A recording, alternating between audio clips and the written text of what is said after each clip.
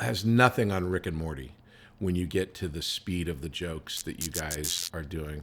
What was your introduction to Rick and Morty and to that world? Because you've got this creator, or two creators, Justin and Dan, where Dan comes from Community and Justin, I guess, I don't know Justin's story. I think he came from Channel 101 or something, which also was Dan's thing, I think.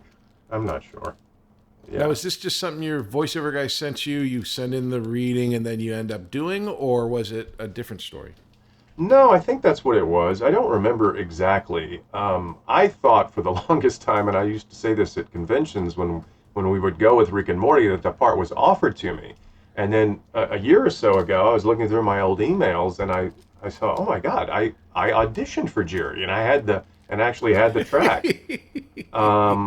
So yeah, I had to correct myself on the record, but yeah, it was an audition, and then happily I got it. And we had to go through a few Beths, not because of lack of talent, just because of production stuff. Like Allison Brie was going to be Beth, but NBC wouldn't let her out of her Community contract. Not that she needed to be out. It was like some bullshit rigmarole.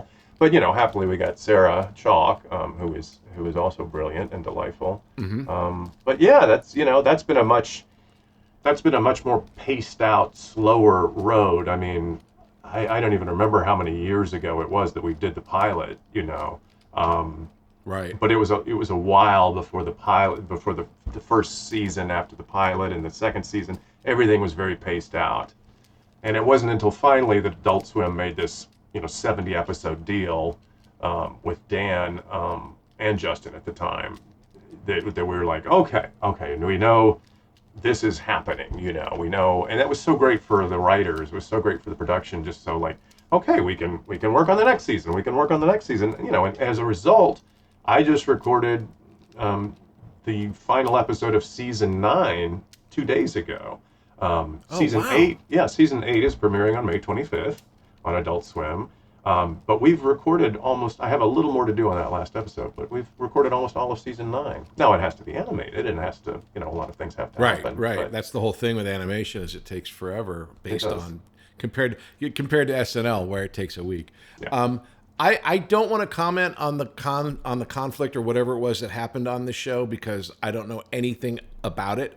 If people want to look it up, they can find whatever they find on the internet. What I'm interested in is, if there's a big shakeup like there was on Rick and Morty, how does that affect a regular just Joe actor like yourself? Do you get an email? Does someone fill you in and say, here's what's going on, we're going to have a new guy playing it? What happens? I can't remember exactly how I found out the details.